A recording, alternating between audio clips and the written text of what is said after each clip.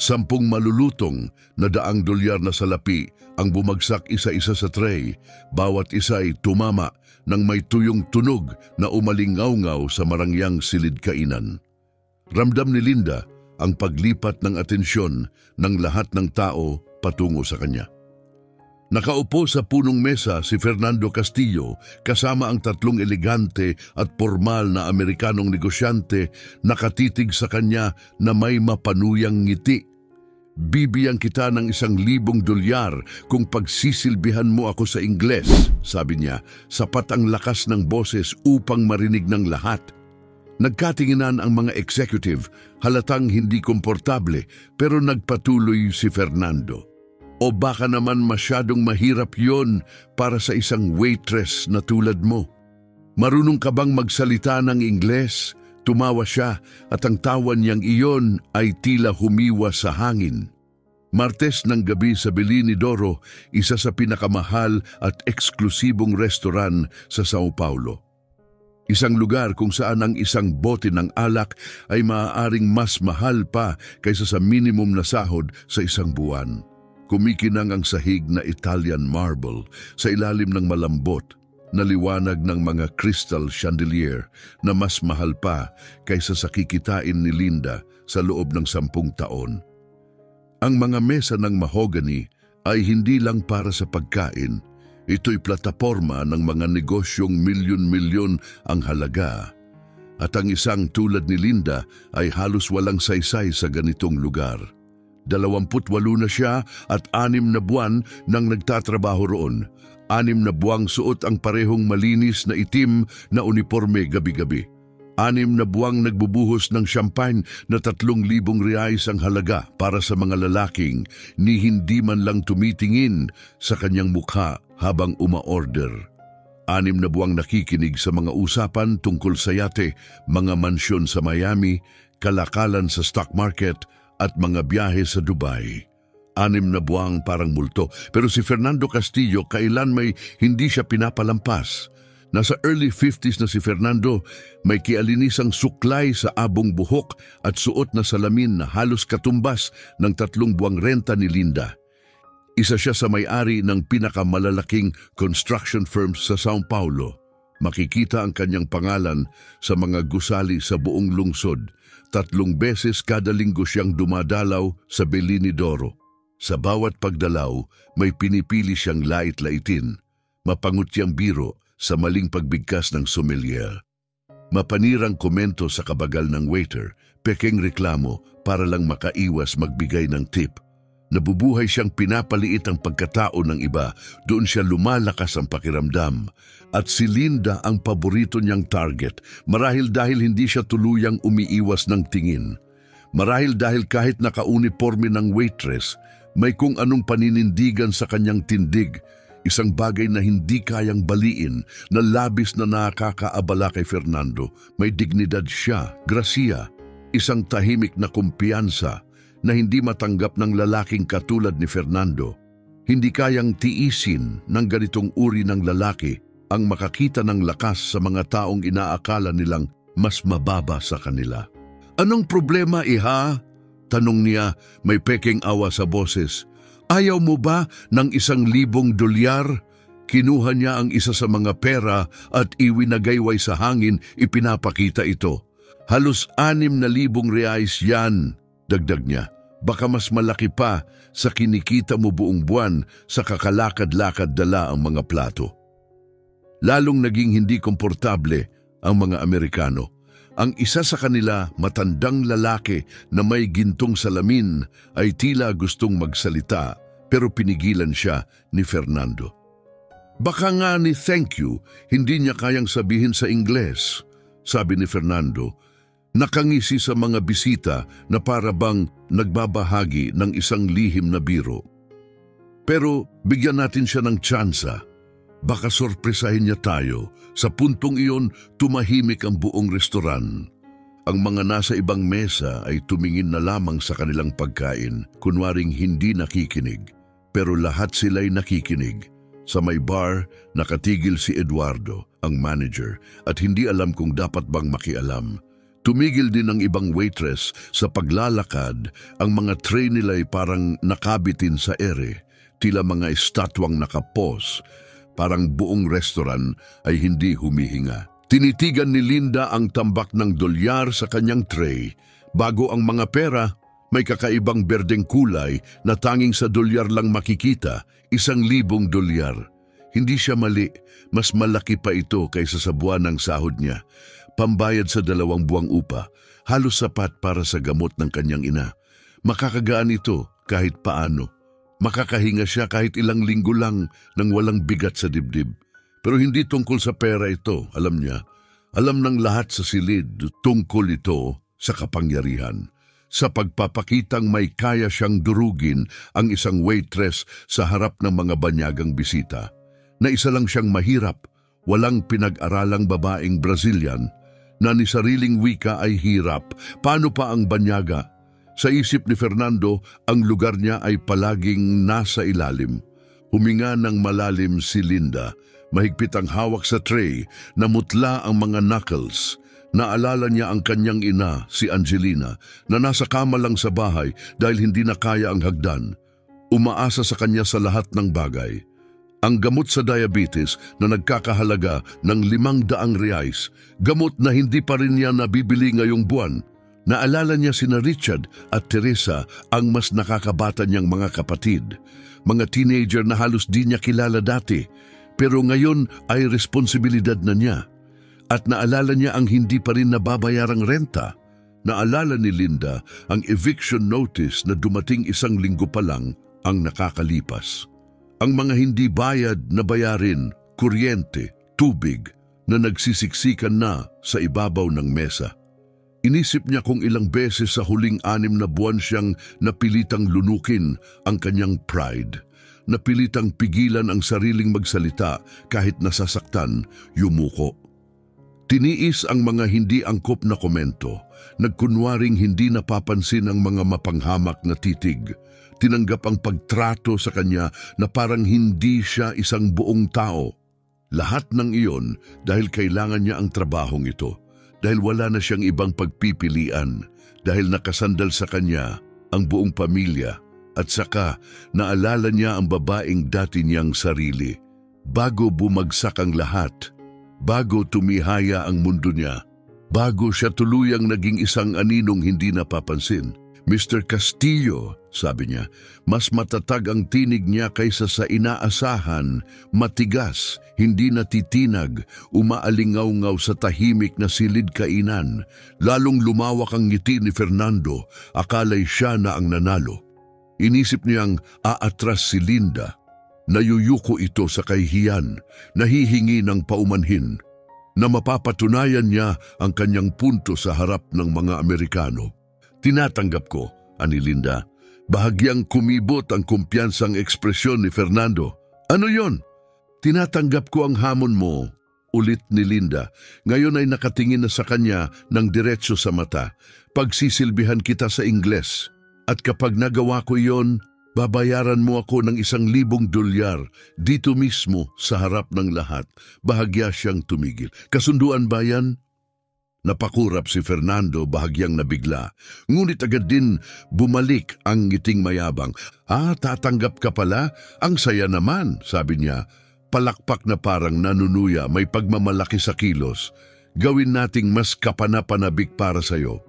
Kung kaya mong tanggapin ang buong order sa Ingles, walang pagkakabulol, walang maling salita, walang imbento, babayaran kita. Pero kailangan natural ang dating, tunay. Naiintindihan, lumingon siya sa mga Amerikanong bisita. Sila ang magiging hurado. Galing silang New York, malalaman agad nila kung nagkukunwari ka lang. Tinangka ng isang executive, ang matandang lalaki na may gintong salamin na magsalita. Fernando, parang hindi ito tama. Hindi naman niya kailangang... Siyempre kailangan, Alvaro, sabat ni Fernando, tumatawa ng malakas. Tinanggap niya, di ba? Sumandal siya sa mamahaling upuang balat, nakatawid ang mga braso at nakangiting mapanlait. Sa katunayan, taasan natin ang pustahan. Kapag nagtagumpay ka, bibigyan kita ng 2,000 dolyar. 2,000. Tumigil siya para bigyang diin ng halaga.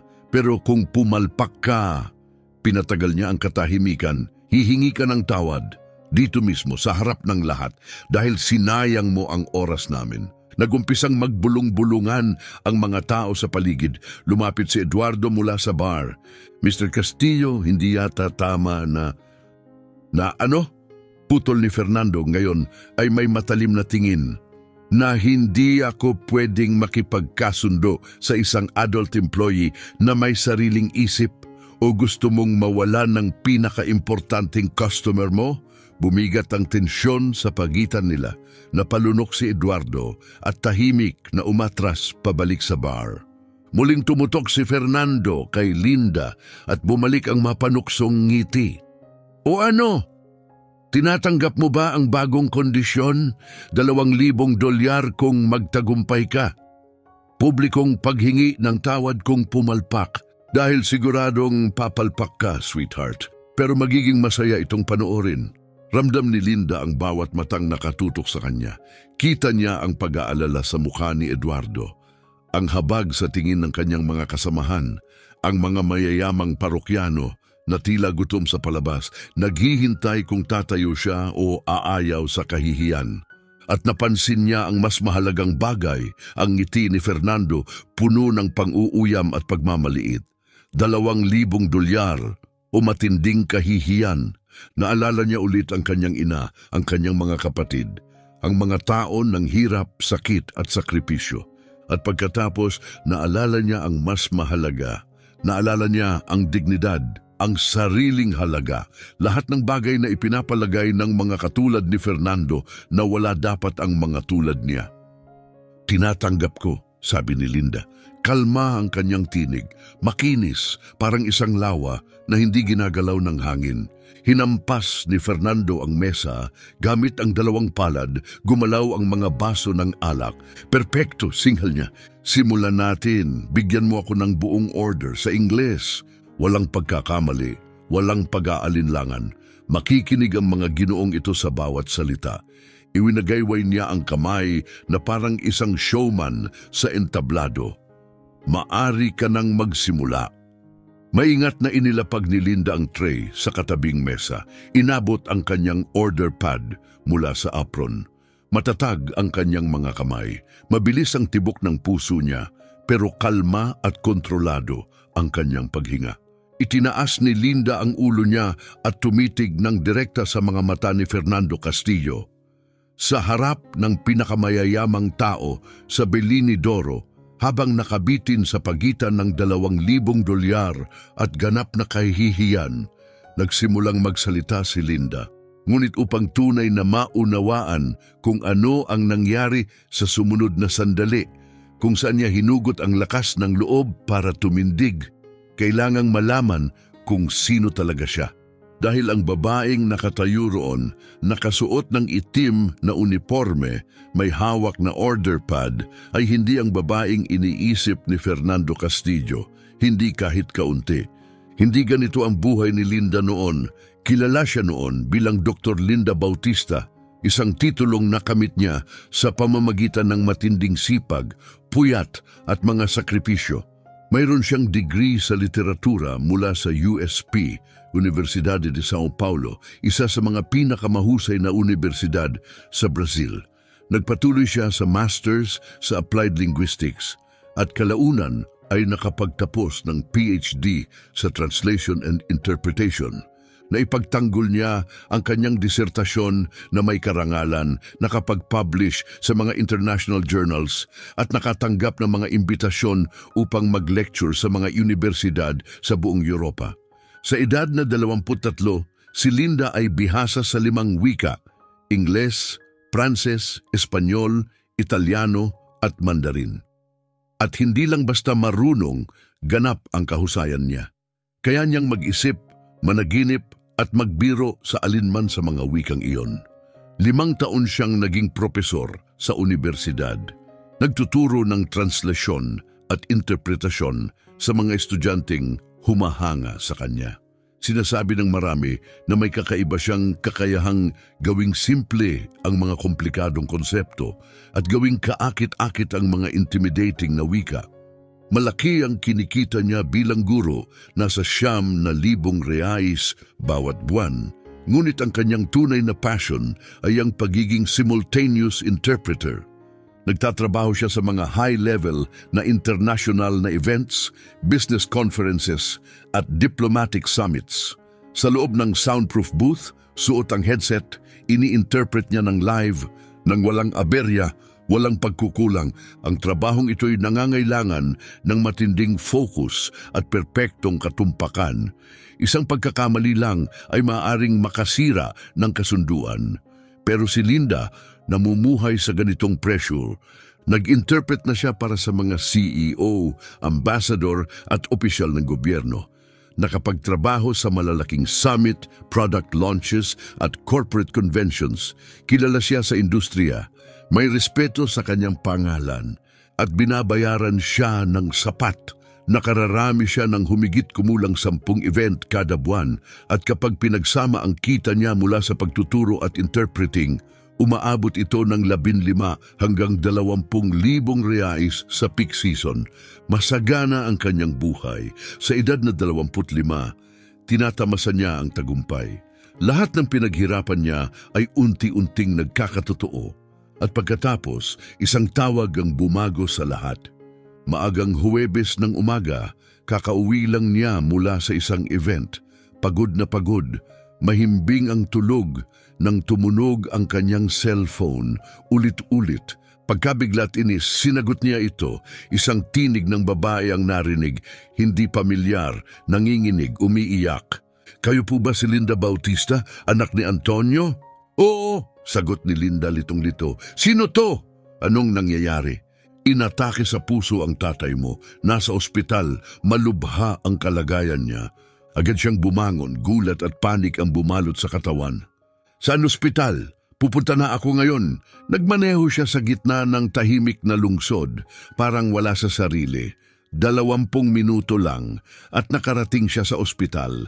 Doon niya unang nakita si Angelina, isang babaeng nasa early 40s, may bahid na puti sa buhok at namumugto ang mga mata sa kaiiyak. Hindi pa niya kailanman nakita ito. "Hindi mo alam?" tanong ni Angelina, halatang nagulat. "Hindi sinabi sa iyo ni Antonio?" "Hindi," sagot ni Linda. Ipinaliwanag ni Angelina na 5 taon na silang kasal ni Antonio. Mayroon siyang 2 anak mula sa naunang asawa, sina Richard at Teresa. At sa loob ng 5 taon, tinuring silang tunay na anak ni Antonio. Siya ang nagsustento sa kanila, nagtaguyod sa pamilya. At hindi man lang ito nabanggit kay Linda. Sa totoo lang, malamig at malayo ang relasyon nilang mag-ama. Lumaki si Linda halos mag-isa matapos iwan ng ina noong siya'y 5 taon pa lang. Nagtrabaho ng todo si Antonio bilang driver ng bus. Gabi, weekend, pista opisyal. Para lang mapag-aral si Linda, para magkaroon siya ng kinabukasan. Ngunit walang tunay na lambing sa pagitan nila. Walang yakap, walang halakhak, tanging responsibilidad. Binibisita niya ito 1 beses kada buwan, karaniwang para sa isang tahimik na tanghalian. Tatanungin siya tungkol sa trabaho. Sasagot siya ng maikli. Sasabihin nitong proud siya. Magpapasalamat si Linda. Tapos uuwi na sila sa kanya-kanyang mundo. Hindi niya alam na nagsimula na itong muli, na may bago itong pamilya, na nakatagpo ito ng bagong kasiyahan. At ngayon, si Antonio ay nasa kama ng ospital, intubated. Lumalaban para mabuhay. Sinabi ng mga doktor na 50% lang ang tsansa ng kanyang ama na mabuhay. Hindi nagdalawang isip si Linda. Humingi siya ng pansamantalang leave sa universidad. Kinansela ang lahat ng interpretasyon na naka-schedule para sa mga susunod na buwan at isinakripisyo ang lahat upang maalagaan ang kanyang ama.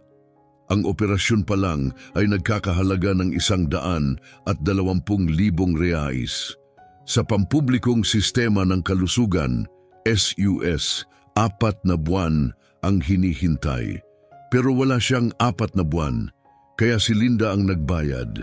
Winaldas niya ang buong ipon niya. Ang 50,000 reais na inipon niya bilang paunang bayad para sa sarili niyang apartment, naglaho sa loob lang ng isang hapon. Nabuhay ang kanyang ama pagkatapos ng operasyon. Nanatili pa ito sa ospital ng 2 buwan pa. Isa pang 60,000 reais ang naglaho sa bayarin, gamot at physical therapy. Ibinenta ni Linda ang kanyang kotse upang matustusan ang lahat. Sa wakas, gumaling ang kanyang ama, nakalabas na ng ospital, nakauwi na. Doon lang muling huminga si Linda.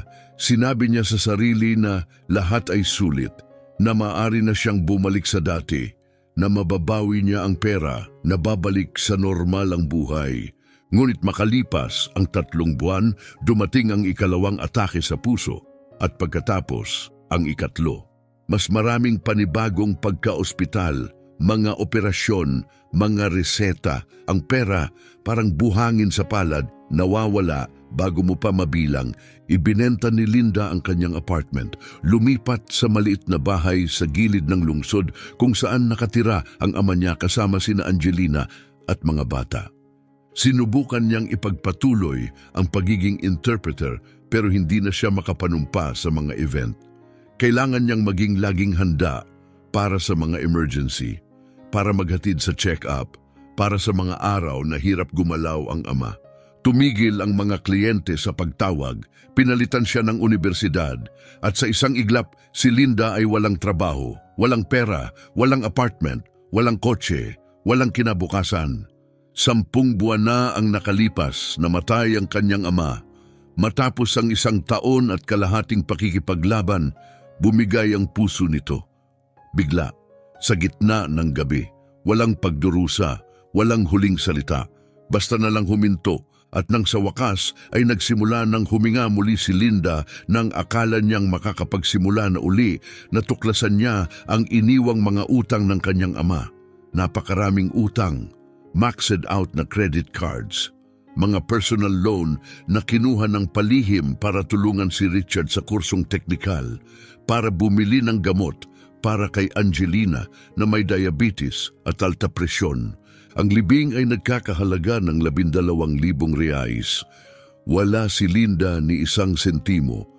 Kumuha siya ng loan, isa pang butas na kailangang lampasan. Dahan-dahang napagtanto ni Linda na siya ay naipit. Hindi na makapagtrabaho si Angelina, sobrang mahina ang katawan. Si Richard ay 17, patapos ng high school. Si Teresa ay 15, palang nagsisimula pa lang. 2 kabataang halos hindi niya kilala, mga batang hindi niya legal na responsibilidad, pero sa puso niya, obligasyon niya sila. Dahil itinuring silang tunay na anak ng kanyang ama, dahil wala na silang iba, dahil bata pa rin sila. Sinubukan ni Linda na bumalik sa mundo ng interpretasyon. Nag-email siya sa lahat ng agency na nakatrabaho niya noon. Karamihan hindi siya sinagot. Ang iilan nagsabing laos na ang kanyang profile. Kailangan nila ng kamakailang karanasan. Puno na raw ang merkado. Mas bata, mas mura, mas available. 3 taon ang pagkawala sa industriya ay parang isang buong buhay na nawala. Sinubukan din niyang magbigay ng pribadong aralin sa wika. May 4 siyang estudyante. Kumita siya ng 1,500 reais kada buwan. Ni pambayad sa renta, hindi sapat. Hanggang sa nakita niya ang isang ad para sa trabaho sa Bellini d'Oro. Kailangan ng waitress, walang karanasang kailangan. Magandang anyo, night shift. Nag-apply si Linda, nagsinungaling sa resume. Sinabi niyang high school lang ang natapos niya. Ipinagmalaki na nakatatrabaho na siya sa ibang restoran. Dahil kung sinabi niya ang totoo na may PhD siya, hindi siya matatanggap. Ayaw ng mga amo ng sobrang kwalipikado. Magdududa silang magtatagal ka. At marahil, tama sila. Si Eduardo ang tumanggap sa kanya agad. Matikas ang tindig ni Linda. Magalang, may wastong asal. Nagsimula siya sa susunod na linggo. Minimum wage, 1,400 reais kada buwan. Plus tips. Sa maswerteng buwan, baka umabot ng 3,000 reais. Pero kulang pa rin. Ang renta pa lang ay 1,800, tapos kuryente, tubig, gas, internet, pagkain. May mga gamot na kailangang bilhin para kay Angelina. Mga kwaderno, libro at uniforme para kina Richard at Teresa. Araw-araw, paulit-ulit na kinukwenta ni Linda sa isip ang mga numero. May utang siya rito, may utang siya roon. Iuurong ang isang bayarin para mabayaran ang isa. Palagi siyang luging-lugi. Palaging may takot. Takot na mawalan sila ng tirahan. Takot na mawalan ng makakain. Takot na baka biglang mangailangan si Angelina ng emerensyang medikal at wala siyang perang ipangpapa-ospital. At gayon man tuwing gabi, isinusuot ni Linda ang kanyang itim na uniforme. Inaayos ang buhok sa isang mahigpit na ponytail. Tinitingnan ang sarili sa salamin sa locker room. At tinititigan ang isang taong halos hindi na niya makilala. Nasaan na si Dr. Linda Bautista? Nasaan na ang interpreter na minsang nagtrabaho sa mga booth ng United Nations? Nasaan na ang propesor na pinupuno ng sigla at inspirasyon ng bawat silid-aralan? Nasaan na ang babaeng naglalakad sa mga kalsada ng Paris, kumakain sa mga mamahaling restaurant kasama ang mga diplomat? Wala na siya. Nilamon ng bigat ng mga pasaning hindi naman niya pinili. Nalubog sa mga utang na hindi naman niya nilikha. Nawalan ng saysay sa isang buhay na hindi naman niya pinlano. At si Fernando Castillo na nakaupo sa paborito niyang mesa, tinitingnan siya bilang isang hamak na waitress lang, isang babaeng karaniwan, isang tagasilbi, isang bagay na katawa-tawa, isang walang halaga. Pero nagkamali siya dahil sa ilalim ng uniforme, sa kabila ng pagod, kawalan ng pag-asa at taon ng paghihirap, naroon pa rin si Dr. Linda Bautista, ang babaeng bihasa sa 5 wika, ang babaeng nagsalin para sa mga diplomat, ang babaeng nagturo sa pinakamahusay na universidad sa Europa. Hindi siya nawala. Naghihintay lang siya at dumating na ang tamang sandali. Binuka ni Linda ang kanyang bibig at nagsimulang magsalita, at ang unang salitang binitiwan niya, binago ang lahat. Ang Ingles na kanyang ginamit, hindi ito balu-baluktot, hindi ito galing sa panonood ng TV o gabing klase. Ito'y malinaw, tiyak at natural. Walang pagkakamali, walang pag-aatubili. At ang accent, perpektong Amerikano. Nibahid ng Brazilian accent, wala. Good evening, gentlemen, wika niya sa perpektong Ingles. My name is Linda and it's a pleasure to serve you this evening. If I may, I'd like to begin by introducing our wine list. We offer a carefully selected collection featuring French, Italian, Argentine, and Chilean labels, all handpicked by our in-house sommelier. Tahimik ang buong silid. Walang umimik, hindi makapaniwala ang lahat. Napakurap si Fernando Castillo, 1 beses, 2 beses, muli. Parang hindi niya maintindihan ang naririnig, nakabuka ang bibig. Ang mayabang ng ngiti, naglaho, napalitan ng pagkalito, nagkatinginan ang mga Amerikanong executive. Si Alvaro, ang matandang may gintong salamin, yumuko patungo sa mesa, lubos na nakatuon na ngayon. Ang mas batang lalaking may maitim na buhok, taas ang kilay, halatang humanga. Ang pangatlo, isang Asyanong lalaki na halos walang imik, buong gabi, umayos ng upo, nagpapakitang interesado. Pero hindi tumigil si Linda. Wala siyang binigyan ng pagkakataong sumingit. Wala siyang iniwang puwang para guluhin ni Fernando ang kanyang sandali. Ang boses niya ay matatag, maliwanag at propesyonal. Gaya ng isang ganap na bihasa, hindi lang sa wika, kundi sa buong karanasang iyon. For starters, patuloy niya, I'd recommend our octopus carpaccio with capers and truffle oil. Or, if you prefer something richer, the salmon tartare is served with caviar and wasabi cream. For your main course, our chef has prepared a 45-day dry-aged sirloin, encrusted with fine herbs and fleur de sel, paired with a creamy porcini mushroom risotto made with imported Italian ingredients and seasonal vegetables sautéed in herb butter.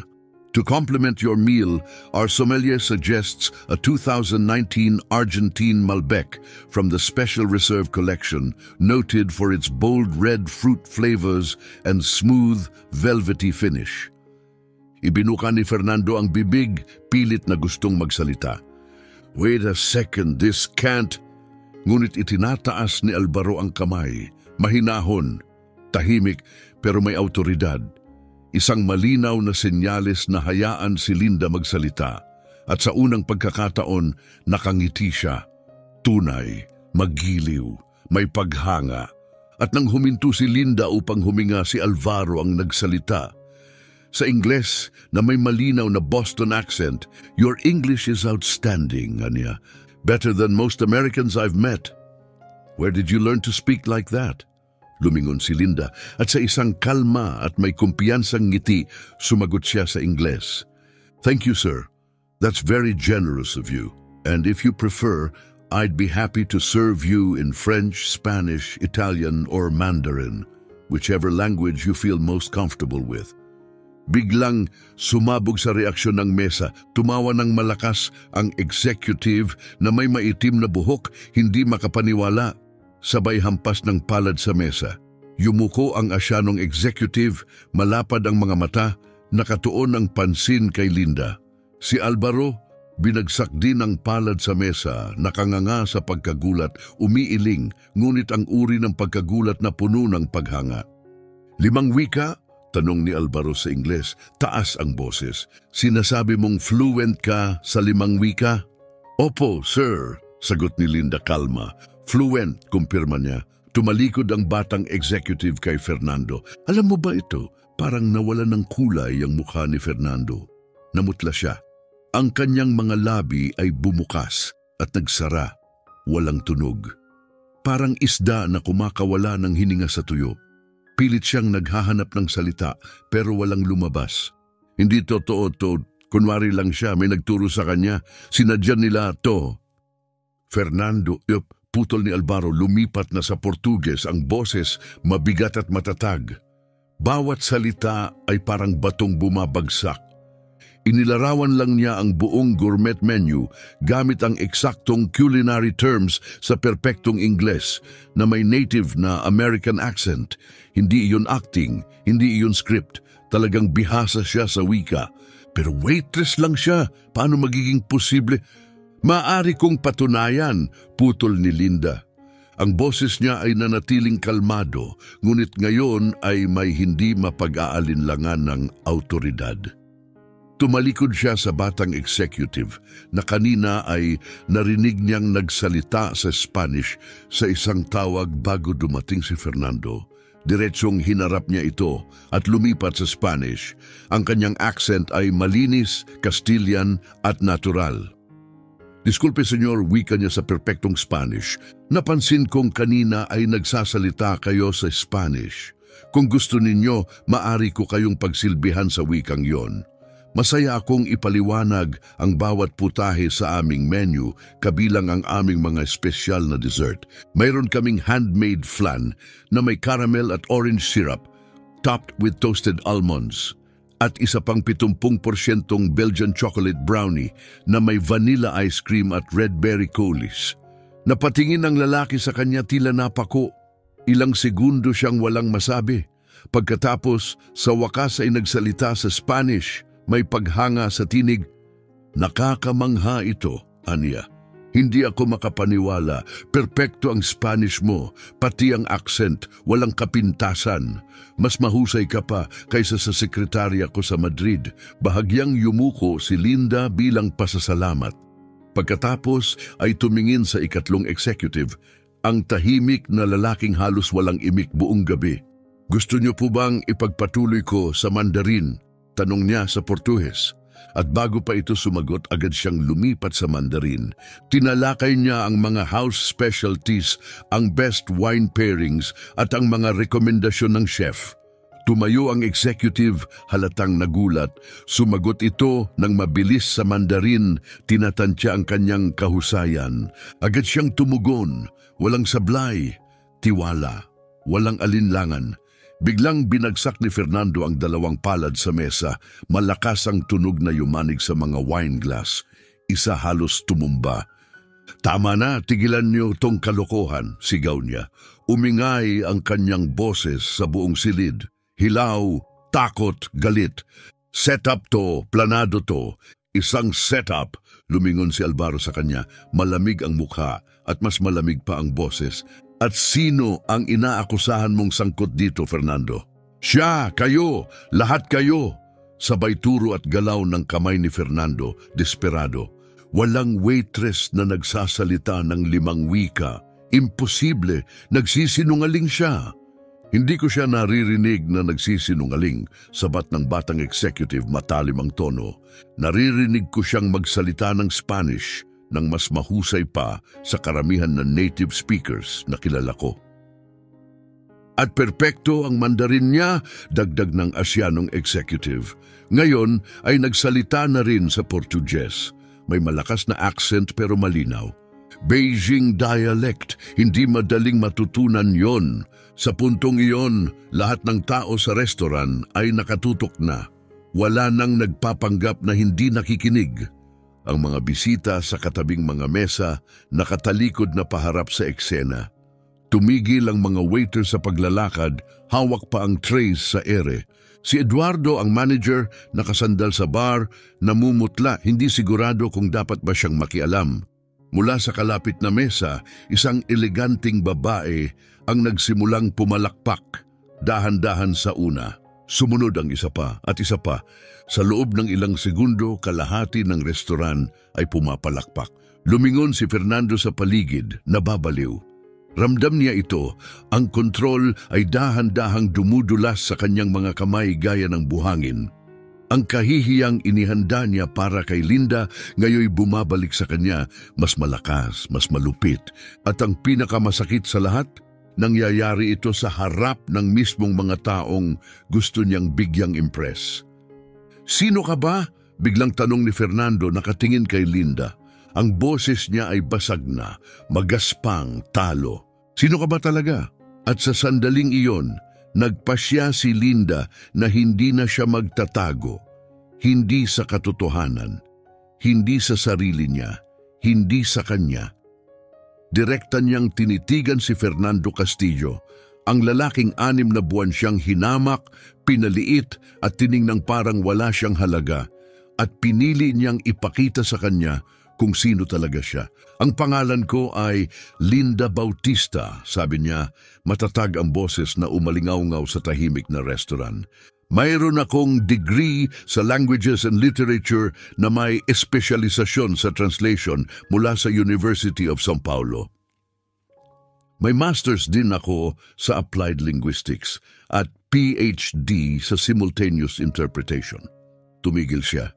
Hinayaan ang bigat ng kanyang mga salita na lamunin ang katahimikan. 5 taon akong naging propesor sa universidad. Nagturo ako ng foreign languages sa USP kung saan din ako nag-aral. Naging professional simultaneous interpreter ako sa mga international conferences, high-level corporate events at diplomatic meetings. Walang kumikilos. Maging ang tunog ng air conditioner ay tila mas maingay kaysa sa lahat. Nakatingin si Fernando sa kanya na para bang sinabi niyang marunong siyang lumipad. Nakatanga siya, namutla. Hindi niya maiproseso ang narinig. Si Alvaro, gayon paman, ay may ibang ekspresyon, nakangiting parang may naiisip, tulad ng taong naguugnay ng mga piraso ng palaisipan. "Linda Bautista," ulit niya ng mabagal. "Sandali lang, Linda Bautista mula São Paulo?" "Opo, sir," sagot ni Linda. "Isa ka ba sa mga lead interpreter sa 2021 International Conference on Business and Innovation, yung ginanap sa Maxo de Plaza Hotel?" Napakurap si Linda. "Opo, nagtrabaho ako doon." Hinampas ni Alvaro ang noo at napahalakhak, hindi makapaniwala pero tuwang-tuwa. "Sabi ko na nga ba kilala kita?" Lumingon siya sa mga kasamahan niya. Siya ang nag-interpret para sa akin sa conference na yon. Nagbigay ako ng lecture tungkol sa emerging markets. Naalala ko yon. Tumingin ulit siya kay Linda, nakangiti ng buong puso. napakahusay mo. Ikaw ang pinakamahusay na interpreter na nagkaroon ako. Pati ang mga biro ko na translate mo ng may humor. Nagmukha akong fluent. Ngumiti si Linda, ang unang tunay ng ngiti niya ngayong gabi. Salamat po, Mr. Rodriguez. Naalala ko rin ang lecture ninyo. Rodriguez? Bulong ni Fernando, gulat na gulat. Kilala mo siya? Kilala ko ang trabaho niya, mariing sabi ni Alvaro, at nagbayad ako ng $5,000 para sa isang araw ng serbisyo niya sa event na iyon. 5,000 at karapat-dapat siya sa bawat sentimo. Tumingin si Alvaro kay Fernando. Malamig, matulis. Alam mo ba kung sino ang sinubukan mong ipahiya ngayong gabi? Tahimik si Fernando. Halos wala ng kulay ang mukha niya. Ang babaeng ito, patuloy ni Alvaro, itinuro si Linda, ay isa sa pinakarespetadong interpreter sa buong Brazil. Nagtrabaho para sa United Nations, global corporations, embassies. At ikaw, anong nakita mo? Isang waitress, isang puntere ng pang-aalipusta. Mula sa kabilang mesa, tumayo ang eleganting babaeng unang pumalakpak kanina. Bakit ka nagtatrabaho rito kung ganyan ka kagaling? Tanong niya, taos-pusong nagtataka. Huminga ng malalim si Linda. At sa pagkakataong ito, bahagyang nanginig ang kanyang boses, pero saglit lang, nagpatuloy siya. 3 taon na ang nakalipas, panimula niya, inatake sa puso ang tatay ko. Kailangan niya ng agarang operasyon, hindi pwedeng hintayin ang pampublikong sistema. Wala na siyang buwan para maghintay, huminto siya. Iniwan ko ang lahat, nag-leave ako sa universidad. Kinansela ko ang lahat ng kontrata. Ginastos ko ang lahat ng ipon para iligtas siya. Ibinenta ko ang apartment ko. Ibinenta ko ang kotse ko. Inubos ko ang lahat. Tahimik ang lahat. May ilan ng palihim na umiiyak. Bumuti siya. Sandali lang. Dumating ang ikalawang atake at ang ikatlo. Mas maraming ospital. Mas maraming operasyon. Mas maraming bayarin. 3 taon ko siyang inalagaan. Matatag niyang sabi, nang mamatay siya, 10 buwan na ang nakalipas, natuklasan kong may pamilya pala siyang di ko kilala. May asawang may sakit, may 2 kabataang walang ama, at iniwan niya ako ng bundok ng utang. Sa puntong iyon, nakayuko na si Fernando, hindi makatingin sa kanya. Ako ang naging responsable para sa kanila, sa renta, sa pagkain, sa gamot, sa paaralan, at wala na akong trabaho. Sinubukan kong bumalik sa interpretation, pero pagkatapos ng 3 taong pagkawala, wala nang tumatanggap sa akin. Kailangan ko ng pera, agad. Kaya tinanggap ko ang trabahong ito. Tumingin siya sa buong silid. Lahat nakatingin pa rin sa kanya. Kumikita ako ng minimum wage, plus tips. 6 na gabi kada linggo, 7:00 ng gabi hanggang hating gabi. Sa umaga, ako ang nag-aalaga sa foster mother ko na bedridden. Ako ang naghahatid sa foster siblings ko sa eskwela. Ginagawa ko ang lahat para buhayin ang pamilyang ito. At muli niyang tinitigan si Fernando. Araw-araw, pinaglilingkuran ko ang mga taong gumagastos ng kinikita ko sa loob ng 1 buwan. Sa isang gabi lang, tinitiis ko ang mga komento, ang mapanghusgang titig, ang kalupitan, lalo na mula sa iyo, Mr. Castillo. Hindi pa rin nanginginig ang boses niya. Pero ginagawa ko ito dahil wala akong pagpipilian. Dahil may mga umaasa sa akin. Dahil kailangan kong mabuhay. Isang luha ang gumulong mula sa pisngi ng eleganteng babae. Nag-alok ka sa akin ng 2,000 reais, sabi ni Linda. Matalim ang tingin. Para pahiyain ako. Para patunayan na bobo ako. Para pagtawanan mo ako kasama ng mga kaibigan mong makapangyarihan. Lumapit siya, pero ang hindi mo alam, ang hindi mo nakita, ay ang babaeng ito ay nakapagsalin para sa mga taong mas makapangyarihan kaysa sa iyo kailanman. Nagturo ako sa mga universidad na malamang ni hindi mo narinig. Nagturo ako sa mga professional, executive, diplomat. Tahimik ang lahat, tanging hininga lang ang naririnig. Ang pagsusuot ko ng waitress uniform ay hindi nangangahulugang mangmang ako. Hindi ito nangangahulugang mahina ako. At lalong hindi nangangahulugang mas mababa ako sa iyo. Ibig sabihin lang nito, Lumalaban ako sa buhay.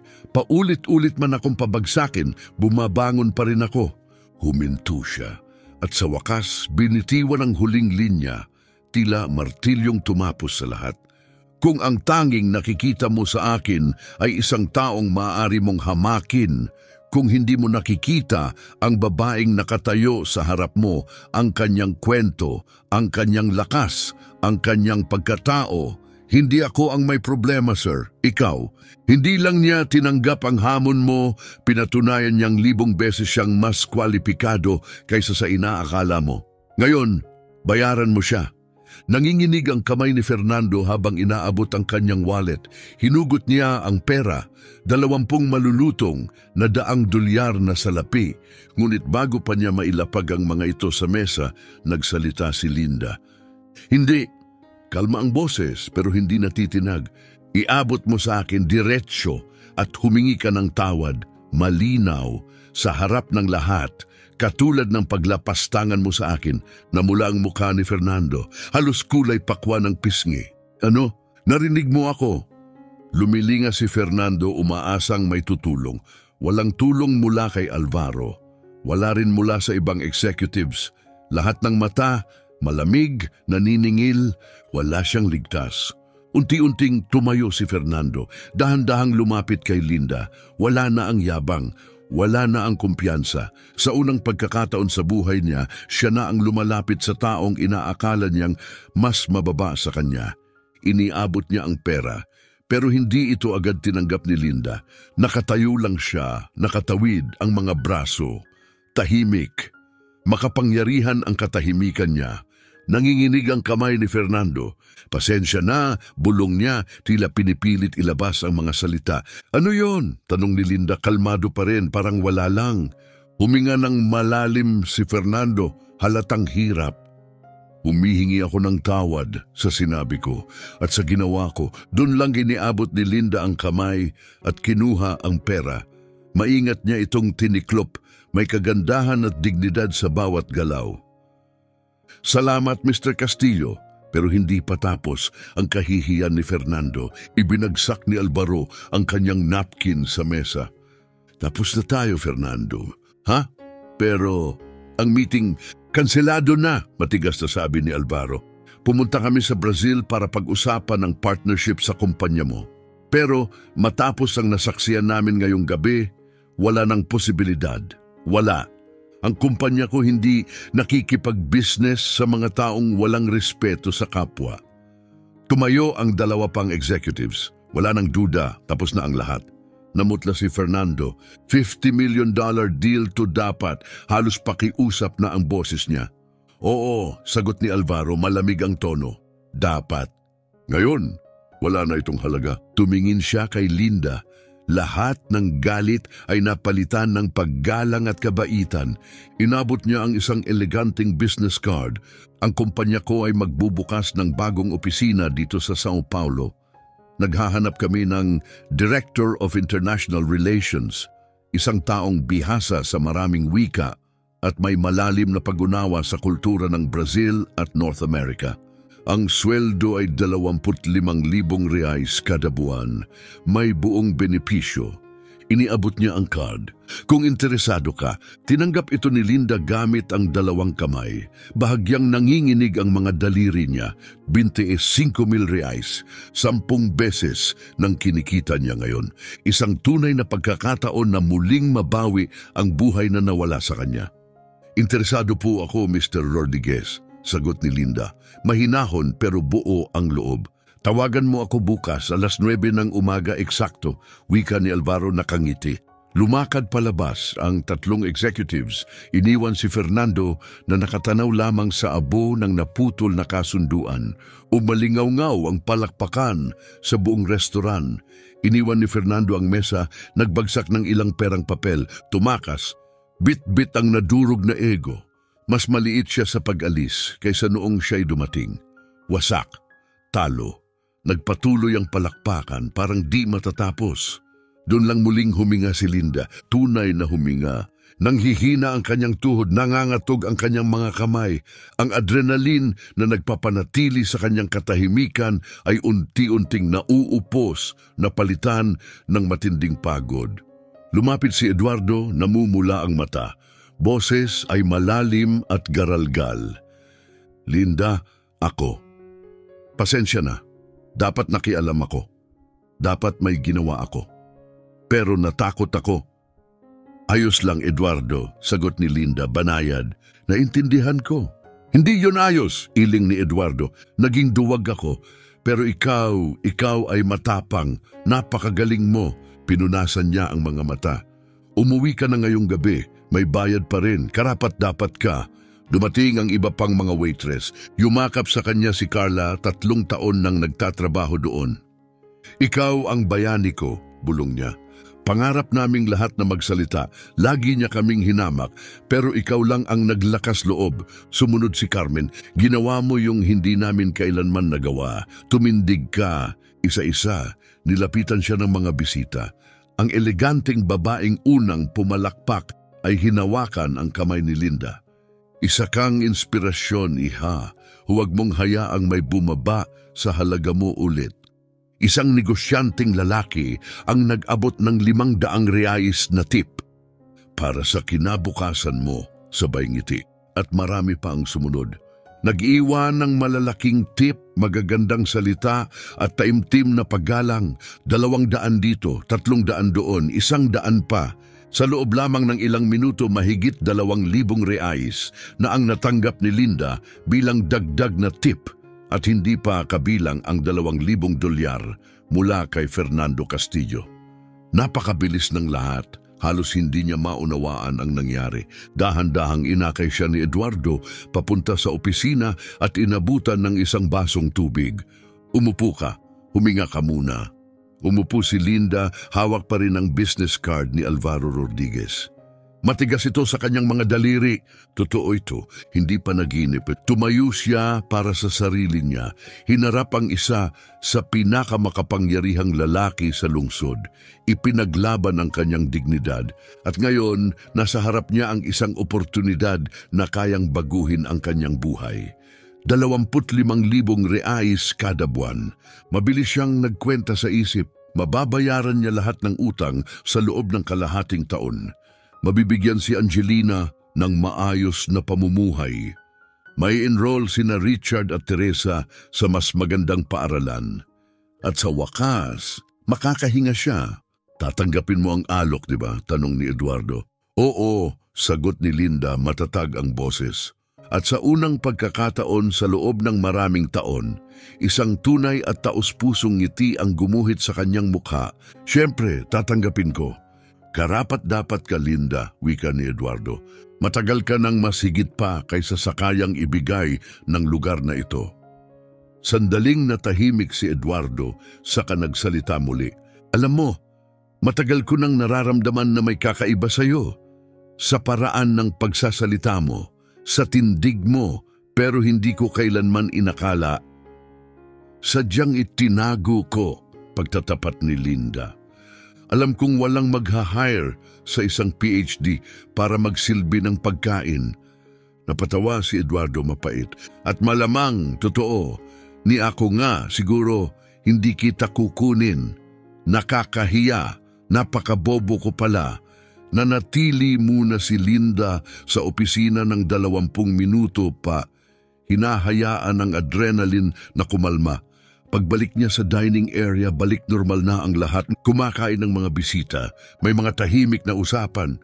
Tumutugtog ang malambot na musika, parang walang nangyari. Pero ang totoo, lahat ay nagbago. Isang tulong, isang tawag, isang simula. Pumunta siya sa locker room.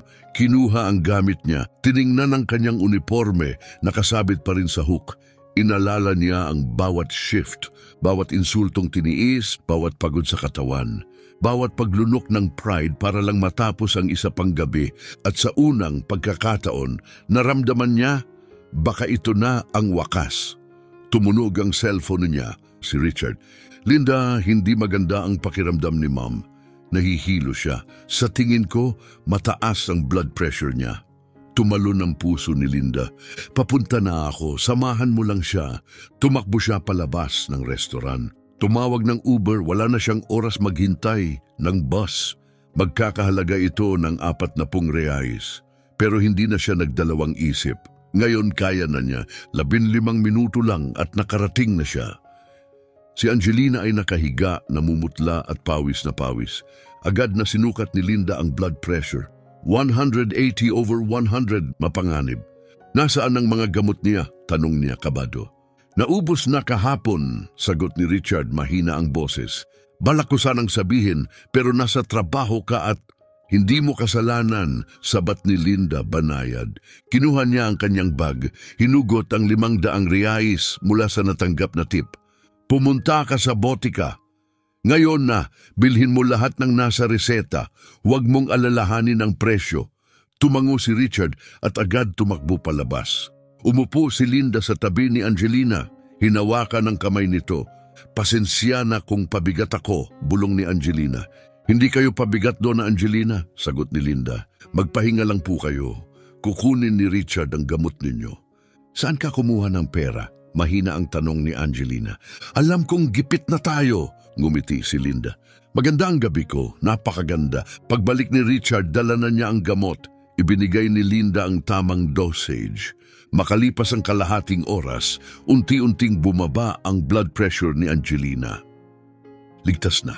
Lumabas si Teresa mula sa kanyang kwarto, namumugto ang mga mata. Ayos lang ba si Mama? Ayos na siya, sagot ni Linda sabay yakap. Tinulungan niyang ipahinga ang magkapatid. Nagpakulo ng tsaa para kay Angelina.